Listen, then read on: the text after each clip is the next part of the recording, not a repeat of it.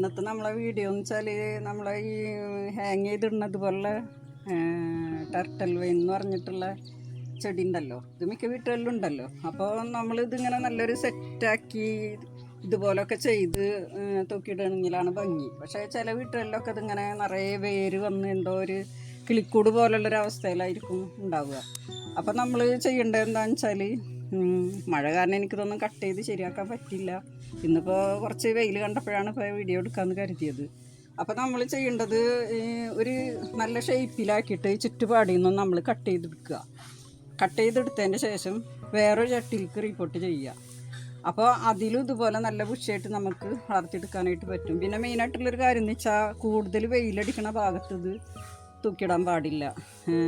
ഇതിപ്പോൾ ചെറിയൊരു വെയിൽ കിട്ടണ ഭാഗത്താണ് തൂക്കിയിട്ട്, പക്ഷേ ചില സമയത്ത് ഇവിടെ നല്ല വെയിൽ വരാറുണ്ട്. അതാണ് ഇതിനൊരു ചെറിയ മഞ്ഞപ്പ് കാണുന്നത്. അപ്പോൾ ഇൻഷാല്ലാ നമുക്കിത് കട്ട് ചെയ്തിട്ട് നടാനുള്ളൊരു വീഡിയോ എടുക്കാം ഇൻഷാല്ലാ.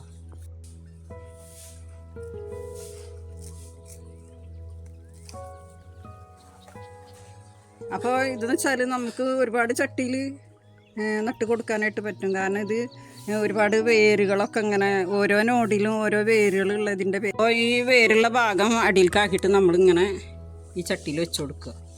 അപ്പോൾ ഇതിൽ ഞാനിപ്പോൾ പോട്ടി മിക്സ് എന്താണെന്ന് വെച്ചാൽ, മണ്ണ്, ആട്ടിൻ കാഷ്ടപ്പൊടി പാക്കറ്റ് നമുക്ക് വാങ്ങാനായിട്ട് കിട്ടും, ചെടിക്കടയിലൊക്കെ ഉണ്ടാവും, വളക്കടയിൽ.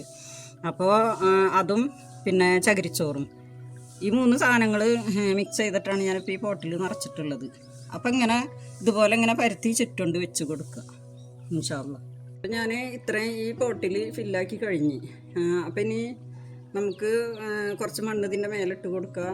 അപ്പോൾ വളർന്നു കഴിഞ്ഞാൽ വേറൊരു പോട്ടിലേക്ക് നമുക്ക് താഴെ കട്ട് ചെയ്തിട്ട് നമുക്ക് ഇത് വളർത്തിയെടുക്കാനായിട്ട് പറ്റും. അപ്പോൾ ഇൻഷാല്ലാ ഞാൻ വളർന്ന് ഇവർ ഒന്ന് സെറ്റായതിൻ്റെ ശേഷം വീഡിയോ കാണിക്കാം. അപ്പോൾ സെറ്റായതിന് ശേഷം നമ്മൾ ചെയ്യേണ്ട വളം എന്താണെന്ന് വെച്ചാൽ, കപ്പലണ്ടി പിണ്ണാക്ക് കുതിർത്തിയിട്ട്, അതായത് ഒരു പിടി കപ്പലണ്ടി പിണ്ണാക്ക് ഒരു 1/2 കപ്പ് വെള്ളത്തിൽ കുതിർത്തിയിട്ട് അതിൽ വെള്ളം ഒരു 2 ലിറ്ററോളം വെള്ളം ഡൈലൂട്ട് ചെയ്തിട്ട് അതൊന്ന് തെളിയാൻ വേണ്ടി വെക്കുക. അതിൻ്റെ തെളി ഇതിൽ ഒഴിച്ച് തടത്തിൽ ഒഴിച്ച് കൊടുക്കുക. ഈ ഇലകളിലൊക്കെ സ്പ്രേ ചെയ്ത് കൊടുക്കുക. അപ്പം നല്ല പച്ചപ്പ് കിട്ടാനൊക്കെ വളരെ നല്ലതാണ് കപ്പലണ്ടി പിണ്ണാക്ക്. അപ്പോൾ ഇൻഷാല്ലാ ഞാൻ ഇതൊന്ന് സെറ്റായതിൻ്റെ ശേഷം നിങ്ങൾക്ക് വീഡിയോ കാണിക്കാം. അപ്പോൾ അടുത്തൊരു വീഡിയോ ആയി വരുന്നത് വരെ അസ്സലാമു അലൈക്കും.